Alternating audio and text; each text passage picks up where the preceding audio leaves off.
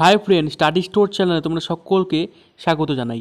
Friends, আজকে আলোচনা করব পিএসসি ক্লার্কশিপ মেন্স এক্সামের স্ট্র্যাটেজি। তো অবশ্যই তোমরা ভিডিওটাকে স্কিপ না করে শেষ পর্যন্ত দেখো, এবং চ্যানেলে নতুন হয়ে থাকলে অবশ্যই চ্যানেলটিকে সাবস্ক্রাইব করে রাখো এবং পাশে থাকা বেল আইকনটি প্রেস করে রাখো যে কোনো চাকরির আপডেট সবার আগে পাওয়ার জন্য। তো ফ্রেন্ডস, কিছুদিন আগে তোমাদের পিএসসি ক্লার্কশিপের রেজাল্ট প্রকাশিত হলো। তো যারা পাস করেছো তাদেরকে কংগ্রাচুলেশনস স্টাডি স্টোর চ্যানেলের পক্ষ থেকে। তো ফ্রেন্ডস দেখো, ৬৬,০০০ কিন্তু ক্যান্ডিডেটকে পাস করানো হয়েছে এবং তোমাদের কিন্তু মেইনস এক্সামের ডেট দেওয়া হয়েছে ২৭ সেপ্টেম্বর। তো ধরে রাখো ওই ডেটে যদি তোমাদের এক্সাম হয় তাহলে তোমাদের কাছে কিন্তু আর বেশি দিন নেই। তো ফ্রেন্ডস, আজকে আমি কিছু স্ট্র্যাটেজি তোমাদের মধ্যে আলোচনা করব। তো অবশ্যই তোমরা ভিডিওটিকে শেষ পর্যন্ত দেখো, কিছু গুরুত্বপূর্ণ আলোচনা যা তোমাদের অবশ্যই জানা উচিত। তো ফ্রেন্ডস দেখো, কী আলোচনা করব আজকে আমি। প্রথমে দেখো, তোমাদের মধ্যে আলোচনা করব ক্লার্কশিপ মেইন এক্সাম কীভাবে ভালো স্কোর করবেন, ঠিক আছে, কীভাবে ভালো স্কোর করা যাবে। তারপরে 60% পাওয়ার সম্ভাবনা কতটা তোমাদের ক্লার্কশিপ মেইনসে।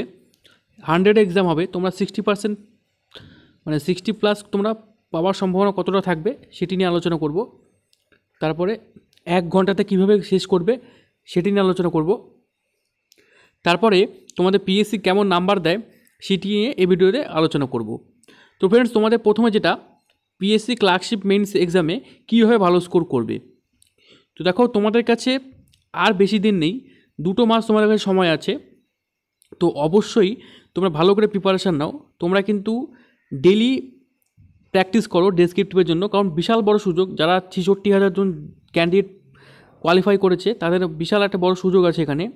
তো অবশ্যই তোমরা কিন্তু ভালো করে ডেলি ওয়াইজ প্র্যাকটিস করো, তোমাদের কিন্তু স্কোর ভালো হবেই। তাছাড়াও কিছু তোমাদের স্ট্র্যাটেজি বলবো আজকে। তো 60% পাওয়ার সম্ভাবনা কতটা, সেকেন্ড যেটা আমাদের আলোচনা, 60% পাওয়ার সম্ভাবনা কিন্তু আছে। তোমাদের যারা ভালো করে প্র্যাকটিস করবে বা ভালো করে প্রিপারেশান নেবে মেইনসের জন্য, তারা অবশ্যই 60% এখানে পেয়ে যাবে মেইনসে। এটা কিন্তু অবশ্যই পাওয়া যাবে যদি ভালো করে প্রিপারেশান নেওয়া যায়। কারণ তোমরা যেরকম এক্সামে লিখবে সেরকম তোমরা নাম্বার পাবে। কিন্তু ধরো, তোমাদের লেখার যতটা স্কিল ভালো থাকবে, এক্সামিনার যতটা তোমাদের লেখাটাকে পছন্দ করবে, ততই তোমাদের নাম্বার কিন্তু বেশি করে বাড়বে। 1 ঘন্টাতে তোমরা কিভাবে শেষ করবে, 1 ঘন্টাতে শেষ করবে কিভাবে। তো অবশ্যই তোমাদের কিন্তু দেখো, একটা রিপোর্ট রাইটিং লিখতে হবে। দেখো, আমি তোমাদের দেখাচ্ছি। তোমাদের রিপোর্ট রাইটিং দেখো একটা লিখতে হবে। তারপরে তোমাদের কিন্তু সামারি বা প্রেসিস লিখতে হবে এবং ট্রান্সলেশন, বাংলা ইংলিশ দুটোর ক্ষেত্রেই। রিপোর্টে কিন্তু 20 নম্বর থাকবে, সামারিতে তোমাদের 15 নম্বর এবং ট্রান্সলেশনের ক্ষেত্রে 15 নম্বর, টোটাল 50, বাংলা ইংলিশ দুটো মিলে 100 নম্বর।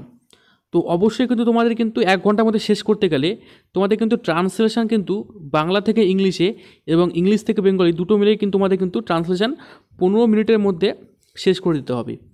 15 মিনিটও বেশি বললাম, 10 থেকে 15 মিনিটের মধ্যে চেষ্টা করতে হবে তোমাদের শেষ করে দেওয়ার। 10 থেকে তোমাদের 15 মিনিটের মধ্যে তোমরা কিন্তু চেষ্টা করবে তোমাদের ট্রান্সলেশন শেষ করে দেওয়ার। তো তোমাদের কাছে কাছাকাছি তোমাদের ধরে রাখো 45 মিনিটের মতো, তার থেকেও বেশি তোমাদের টাইম থেকে যাবে যারা যদি 10 বা 12 মিনিটে শেষ করে দেবে। তো তোমাদের রিপোর্ট রাইটিংয়ে সময় লাগবে। রিপোর্ট রাইটিংয়ে তোমাদের কিন্তু মোটামুটি 20 থেকে 25 মিনিট লাগবে দুটো লিখতেই। তো রিপোর্ট রাইটিং তোমাদের এখানে 150 ওয়ার্ডে লিখতে হবে, 150 ওয়ার্ড তোমাদের রিপোর্ট রাইটিং লিখতে হবে। তো অবশ্যই তোমরা মেন পয়েন্ট যেগুলো রিপোর্টের, যে বেসিসে রিপোর্ট দেওয়া থাকবে তার মেন পয়েন্টগুলো তোমরা অবশ্যই লেখার চেষ্টা করবে। বেশি জিনিস লেখার দরকার নেই, বেশি ওয়ার্ডস লিখে তোমাদের 150 ওয়ার্ডস পার করার দরকার নেই। যেগুলো ভ্যালুয়েবল পয়েন্ট, ঠিক আছে, মূল ব্যাপারটা যেটা, সেটাকে তোমাদের রিপোর্টের মধ্যে লিখতে হবে উইথিন 150 ওয়ার্ডসের মধ্যে, ঠিক আছে। তারপর দেখো, সামারি তোমাদের অবশ্যই একটা প্যাসেজ থাকবে, তাকে তোমাদের শর্টে ব্যাপারটাকে মানে ওই সামারিটাকে তোমাদের কিন্তু জিনিসটাকে ভালো করে শর্টে সেই ব্যাপারটাকে সেই যে যা বলতে চেয়েছে সেটাকে তোমাদের কিন্তু শর্টে ওখানে লিখতে হবে। তো তার জন্য কিন্তু বেশি সময় লাগার কথা না, তোমাদের কিন্তু ওটাও 15 মিনিটের মধ্যেই করতে হবে। তো তোমাদের টাইম ম্যানেজমেন্ট কিন্তু অবশ্যই নিজের থেকে করে নিতে হবে। কারণ আমি কেন বলছি কথাটা, কারণ ধরে রাখো তোমাদের কিন্তু অনেকে রিপোর্ট লিখতে হয়তো কম সময় লাগবে, অনেকে ট্রান্সলেশন করতে হয়তো বেশি সময় লাগবে, অনেকে হয়তো সামারি লিখতে কম সময় লাগবে। তো সেটা তোমাদের নিজের লেখার উপরে কার কোনটা বেশি তাড়াতাড়ি লেখা হয় রিপোর্ট লিখতে অনেকের সময় লাগে না, অনেকের হয়তো রিপোর্ট লিখতে অনেক সময় লাগে, ট্রান্সলেশন করতে হয়তো অনেকের সময় লাগে না। তো সেটা ডিপেন্ড করবে ক্যান্ডিডেটের উপরে, ক্যান্ডিডেট কোন জিনিসটাকে বেশি প্রেফার করবে বা কোন জিনিসটাকে বেশি করে টাইম দিবে। তো তোমরা অবশ্যই সেটাকে নিজস্ব টাইম ম্যানেজমেন্ট করে নিও। যারা বলছে যে এই লিখতে এতক্ষণ লাগাও বা এটা করতে এতক্ষণ করো, তারা পুরোপুরি ভুল বলছে। কারণ ক্যান্ডিডেট ডিপেন্ড করবে কীভাবে কতক্ষণ লিখতে পারবে, ক্যান্ডিডেটের উপরেই পুরোপুরি ডিপেন্ড। যেহেতু রিপোর্ট রাইটিংয়ে 20 নম্বর আছে বা 150 ওয়ার্ডস লিখতে হবে, তো অবশ্যই রিপোর্টের সময় বেশি লাগার কথা। তো তোমরা সেইভাবে দেখে নিও, তোমাদের টাইম ম্যানেজমেন্টে তোমরা করে নিও, আমি বলে দিলাম। তো সেইভাবে তোমাদের অবশ্যই তোমরা করে নিও। তারপর দেখো তোমাদের মেন যেটা, সেটা হচ্ছে তোমাদের কোন বই থেকে প্র্যাকটিস করবে, সেটা আসছি পরে। তো আমি তোমাদের কী কী বলে দিলাম, 1 ঘন্টাতে কীভাবে শেষ করবে বললাম, 60% পাওয়ার সম্ভাবনা কতটা বলে দিলাম, আরও বলবো তোমাদের ভিডিওতে। অবশ্যই তোমরা দেখো ভিডিওটি শেষ পর্যন্ত। আর ভালো স্কোর তোমরা কীভাবে করবে এটা তোমাদের লাস্টে বলবো। পিএসসি কেমন নাম্বার দেয়, তোমাদের নেক্সট যেটা আলোচনা। পিএসসি একটা অ্যাভারেজ নাম্বার দেওয়া থাকে, ঠিক আছে। যারা ধরো একটু ভালো লিখবে তারা কিন্তু 50-এর মতো পাবে, ঠিক আছে। 50 থেকে 55 নাম্বার তোমরা পেয়ে যাবে, যারা একটু ভালো লিখবে বলছি। এই না যে তোমরা কিছু লিখতে পারলে না 50 নম্বর পেয়ে যাবে, সেরকম ব্যাপার নেই। কিন্তু যারা একটু ভালো লিখবে তাদের 50 নম্বর কিন্তু অন অ্যান অ্যাভারেজ কিন্তু আসে। তোমাদের বেশিরভাগ ধরো যারা 66,000 ক্যান্ডিডেট আছে, তাদের মধ্যে কিন্তু ধরে রাখো হাফ ক্যান্ডিডেটই কিন্তু এই 50 থেকে 60 মধ্যেই পাবে, যারা একটু ভালো লিখবে। এবার যারা ধরো একটু ভালো করে লিখলো, যাদের প্রিলিতে নাম্বার কম আছে, তারা হয়তো মেন্স ভালো করে ডেসক্রিপটিভ লিখলো, তাদের খুব ভালো লিখলে তোমরা কিন্তু 65+ পাওয়ার সম্ভাবনা খুব আছে। তো সেটা তো অবশ্যই বুঝতে পারছো, তোমাদের লেখার উপর ডিপেন্ড করবে। এবার লেখা ইমপ্রুভ করতে কী কী করতে হবে সেটা আমি তোমাদের বলবো। তো অবশ্যই তোমরা ভিডিওটিকে স্কিপ না করে শেষ পর্যন্ত দেখো, এখানে কিন্তু গুরুত্বপূর্ণ আলোচনা করব। এই ভিডিওটি দেখার পর আশা করি তোমাদের কিন্তু মেইনস এক্সামের স্ট্র্যাটেজি, মানে তোমাদের যেটা তোমাদের লেখার যেটা ডেসক্রিপটিভ, সেটা কিন্তু অবশ্যই ইমপ্রুভ হবে আশা করছি। তো অবশ্যই তোমরা ভিডিওটিকে স্কিপ না করে শেষ পর্যন্ত দেখো। এবার বলবো তোমাদের কী কী বই থেকে তোমরা পড়বে, কোন বই থেকে তোমরা প্র্যাকটিস করবে। তো ফ্রেন্ড দেখো, তোমাদের কিন্তু আমি কয়টা বইয়ের কথা বলছি। যেটা প্রথমে দেখো যে বইটা আছে, crack PSC miscellaneous and PSC clerkship mains, Leela রয়ের। দেখো এই মিত্র অ্যান্ড ঘোষ পাবলিশার্স, কিন্তু এই বইটা কিন্তু খুবই ভালো। কারণ এখানে কিন্তু তোমার দেখো বাংলা প্রতিবেদন আছে, সারাংশ, বঙ্গানুবাদ, ব্যাকরণ আছে, ড্রাফটিং রিপোর্ট, প্রেসিস, ট্রান্সলেশন। দেখো তোমাদের ইংলিশে যেটা চাই সেটাই আছে। প্রতিবেদন দেখো তোমাদের লাগবে, সারাংশ লাগবে, বঙ্গানুবাদ লাগবে। তো এই বইটা অবশ্যই তোমাদের দেখো খুবই ইম্পর্টেন্স। এই বইটা আরও ইম্পর্টেন্স কেন আছে, কারণ দেখো কী বলা হয়েছে, বিগত বছরের প্রশ্নের সমাধান আছে। তো অবশ্যই তোমরা কিন্তু প্রিভিয়াস ইয়ার দেখলে তোমরা অনেকটা তোমরা বুঝতে পারবে কোশ্চিন কীরকম টাইপের আসবে। তো বারবার বলছি, যারা ডেসক্রিপটিভের এক্সাম দিবে তারা অবশ্যই একবার প্রিভিয়াস ইয়ার কোশ্চেন দেখে নিও। প্রিভিয়াস ইয়ার কোশ্চেন না দেখলে কিন্তু তোমরা কোনো আইডিয়াই পাবে না কীরকম কোশ্চেন হয়। তো প্রিভিয়াস ইয়ারের কোশ্চেনও কিন্তু তোমাদের খুবই ইম্পর্টেন্ট। তো তোমরা এই বই সেটা পেয়ে যাবে। তো এই বইটা ইম্পর্টেন্ট আছে। তারপর দেখো তোমাদের আরেকটা বই বলছি, দেখো এটা কিন্তু তোমাদের WBCS main compulsory Bengali and English এখানে আছে। এই বইটা ভালো কী জিনিস আছে, এই বইটা ভালো হচ্ছে এখানে তোমরা কিন্তু প্র্যাকটিস সেট পেয়ে যাবে। প্র্যাকটিস সেট মানে তোমাদের কিন্তু এখানে প্র্যাকটিস সেট পেয়ে যাবে, এখানে তোমরা কিন্তু ট্রান্সলেশনও পেয়ে যাবে।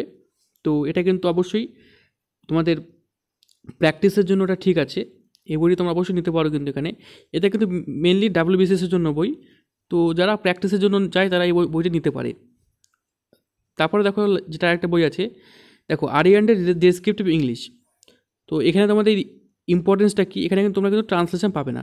ট্রান্সলেশন তোমরা যেখান থেকে খুঁজে পারো, ধরো তোমরা নেটে কিছু সার্চ করো, তোমাদের বিভিন্ন গুগল থেকে সার্চ করে তোমরা কিন্তু ট্রান্সলেশন পেয়ে যাবে। ট্রান্সলেশনে কোনো তোমরা হয়তো নিউজ পেপার পড়ছো, কোন ইংলিশ নিউজ পেপারে তোমরা যদি ওখান থেকে ধরো বিভিন্ন একটা প্যারাগ্রাফ ধরো তোমরা যদি নিজে থেকে ট্রান্সলেট করার চেষ্টা করো, তো সেটাও করা যাবে। এই বইটিতে কী আছে দেখো, এই বইটি খুবই ভালো, কারণ এই বইটি কিন্তু SSC-তে কিন্তু ফলো করা হয়। যারা SSC ক্যান্ডিডেট তারা কিন্তু এই বই ফলো করে। দেখো এখানে কি, এখানে কিন্তু তোমাদের রিপোর্ট রাইটিং, দেখো এখানে দেখতে পাচ্ছ তোমরা, এখানে রিপোর্ট রাইটিং আর প্রেসিস রাইটিং আছে। তো এটা তোমাদের কিন্তু খুবই ইম্পর্টেন্ট হয়ে যাবে এই বইটি থেকে। আর তোমাদের তো ট্রান্সলেশন বলে দিলাম, ট্রান্সলেশন তো প্রচুর পাওয়া যাবে। তোমরা যদি নিউজ পেপার পড়ো তো সেখান থেকেও ট্রান্সলেশন পেয়ে যাবে। তো এই বইটা তোমরা নিতে পারো, SP বক্সির বই এটা। তো তোমাদের কিন্তু যেটা মেন আলোচনা সেটা দেখো, রাইটিং স্কিল তোমরা ইমপ্রুভ করতে কী দরকার। তো রাইটিং স্কিল ইমপ্রুভ করতে তোমাদের অবশ্যই প্রথমে গ্রামার জানা দরকার। কারণ বলে দিচ্ছি, গ্রামার না জানলে তোমরা কিন্তু ডেসক্রিপটিভ লিখতে পারবে না। তোমাদের ধরো রিপোর্ট লিখতে গেলে রিপোর্টে কখন পাস্ট টেন্স ইউজ হবে, কখনও প্রেজেন্ট টেন্স ইউজ হবে, কখন ফিউচার টেন্স ইউজ হবে। বা তোমাদের কী কখন পাস্ট পারফেক্ট বা বিভিন্ন টেন্স তোমাদের অবশ্যই জানতে হবে, টেন্স না জানলে তোমরা পারবে না। কোনটা নাউন, কোনটা তোমাদের ধরো প্রোনাউন, কোনটা তোমাদের সিঙ্গুলার ভার্ব হবে, প্লুরাল ভার্ব মানে ভার্ব হবে। তো এগুলো কিন্তু না জানলে অবশ্যই তোমাদের রাইটিং কিন্তু সেরকম ইম্প্রুভ হবে না। তো তোমাদের কিন্তু রাইটিং ইম্প্রুভ করতে গেলে তোমাদের কিন্তু এখানে গ্রামার অবশ্যই জানা দরকার। গ্রামার না জানলে কিন্তু তোমরা অবশ্যই এখানে অসুবিধায় পড়ে যাবে। তো 1 নম্বর যেটা তোমাদের কিন্তু সেটা হচ্ছে 1 নম্বর যেটা তোমার জানা দরকার সেটা হলো গ্রামার। ঠিক আছে, তোমাদের কিন্তু গ্রামার ভালো করে জানতে হবে, এখনও সময় আছে, গ্রামার প্র্যাকটিস করে নাও।